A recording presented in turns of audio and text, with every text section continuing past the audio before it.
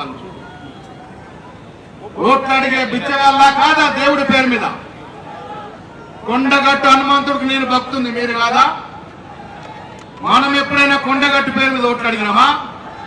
శ్రీరామచంద్రుడి పేరు ఓట్లు అడిగినావా? శివుని పేరు మీద ఓట్లు అడిగినామా? నేను గాని మా ప్రభాకర్ గాని లక్ష్మణ్ గాని రోజు పొద్దున పూజ చేసుకుని బయటకు బొట్టు ఉన్నది, చెమటకు పోయింది ఉన్నదా?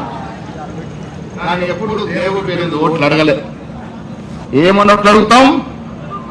దమ్ము ధైర్యం ఉంది, ఇస్తే మాట తప్పకుండా పని చేస్తాం, ఫలానా పని చేస్తామని ఓట్లు అడుగుతాం.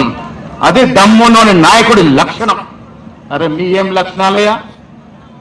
ఎన్నికలు వస్తే దేవుళ్ళు గుర్తొస్తారు, ఎన్నికలు అయిపోతే హిందూ ముస్లిం గుద్దులాట గుర్తొస్తుంది, దయ్యాలు కయ్యాలు పెట్టి గుర్తొస్తుంది. పొద్దున్న లేస్తే కులము మతము లేనిదే బీజేపీ నాయకుడు బండి సంజయ్ గెలుస్తాడా? ఇడా కౌన్సిలర్ నుంచి ఎంపీ ఎట్లయిండు? దొంగ ఓట్లు వేసుకుని అయిండు. కరీంనగర్ లో కూడా ఇలా రాహుల్ గాంధీ ఓట్లు బయట పెట్టినారంటే కరీంనగర్ కూడా దొంగ ఓట్లతోనే గెలిచినట్టుగా నాకు అనుమానం ఉన్నది. ఈ 8 మంది గెలిచిన పార్లమెంట్ సభ్యులు దొంగోట్లతోనే గెలిచారనే అనుమానం నాకున్నది. అది ఎందుకంటే రాహుల్ గాంధీ బయట పెట్టిన రుజువులు చూస్తుంటే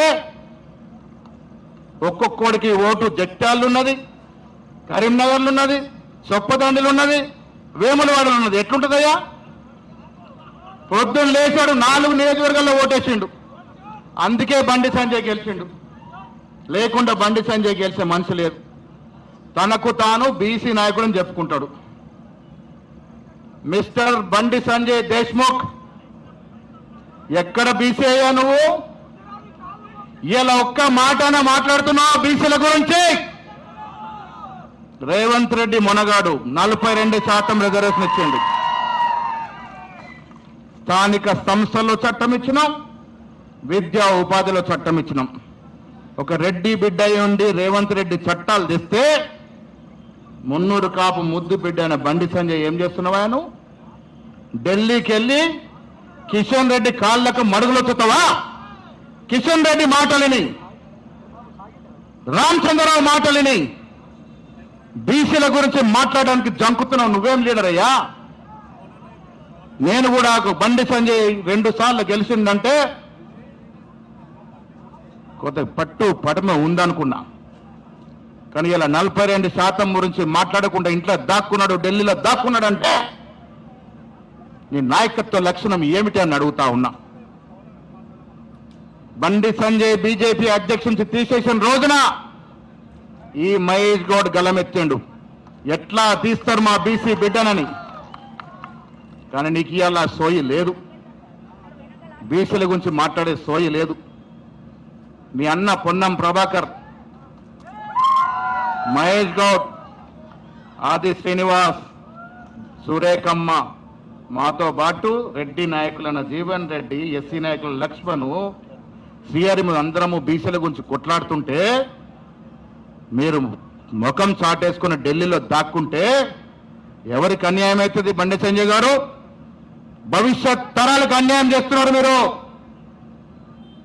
భవిష్యత్ తరాలకు అన్యాయం చేస్తున్నారు.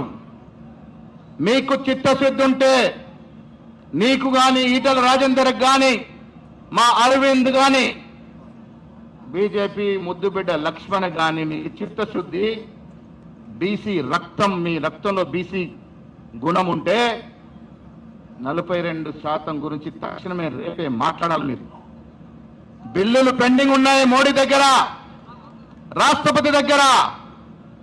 రేవంత్ రెడ్డి ప్రభుత్వం బిల్లులు చేసి కేంద్రానికి పంపింది. 2 బిల్లులు, ఒక ఆర్డినెన్స్ పెండింగ్ లో ఉంటే మీరు ముఖం చాటేసి తిరుగుతున్నారు. ఇది భావ్యమా అని అడుగుతా ఉన్నాను.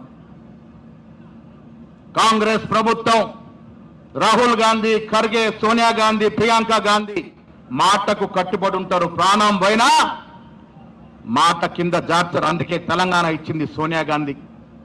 ఎక్కడ మాట ఇచ్చింది? తెలంగాణ ఇస్తానని కరీంనగర్ గడ్డ మీద మాట ఇచ్చింది. ఏ సంవత్సరంలో? 2014లో కరీంనగర్ గడ్డ మీద మాటిస్తే 2004లో మాటిస్తే 2014లో తెలంగాణ ఇచ్చింది. ఒక మాట ఇస్తే ఎంత కష్టమైనా నష్టమైనా ఓర్చి తెలంగాణ ఇచ్చిన ఘనత సోనియా గాంధీది. 6 గ్యారెంటీలు ఇస్తాను వాళ్ళు ఇస్తున్న ఘనత సోనియా గాంధీది. మీరేం మాట అయ్యా? కాకినాడలో ఒక ఓటుకు 2 రాష్ట్రాలు నట్టేట ముంచిండ్రు. ఇలా బీసీ అని ఓట్లేసుకొని బండి సంజయ్ సిఆర్పీఎఫ్ జవాన్లు పెట్టుకొని తప్పెట్టుకొని తిరుగుతా ఉన్నాడు. ఇది పద్ధతి కాదు మిత్రమా.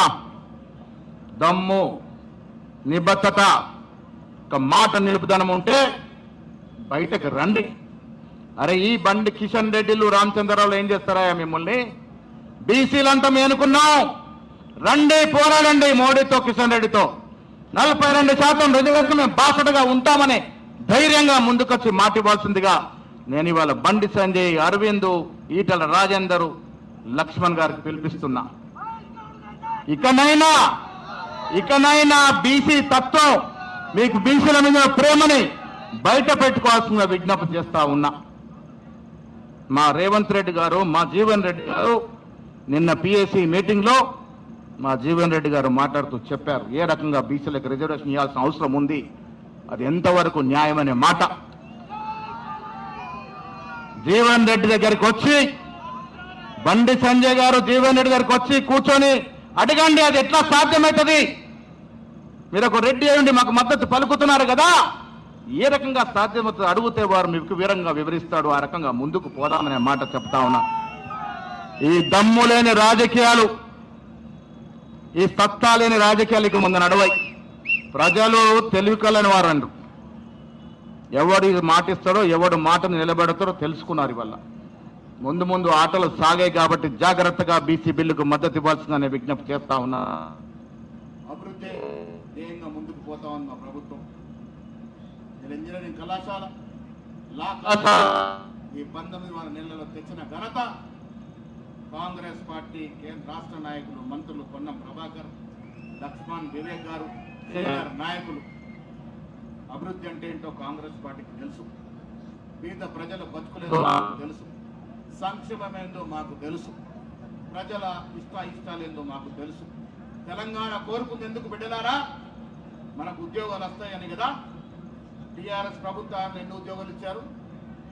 ఉన్న ఉద్యోగాలు బీకేశారు. కాంగ్రెస్ పార్టీ అధికారంలోకి వచ్చిన తర్వాత, రేవంత్ రెడ్డి గారు ముఖ్యమంత్రి అయిన తర్వాత ఇప్పటి వరకు ఇచ్చిన ఉద్యోగాలు ఎంత ప్రభాకర్? 65,000 ఉద్యోగాలు ఇచ్చాం. 3 మంత్రులున్నారు ఇక్కడ. వారి మద్దతుతో చెప్తా ఉన్నాం ఇంకా 35,000 ఉద్యోగాలు ఈ 6 నెలల్లో ఇస్తాం, ఇచ్చి తీరుతాం. మాకు నమ్మకం చేసే చాలా ఉంది, చేసే ధైర్యం ఉంది. మాటిస్తే తప్పదు అనే ప్రతిమ సోనియా గాంధీ, రాహుల్ గాంధీ, ఖర్గే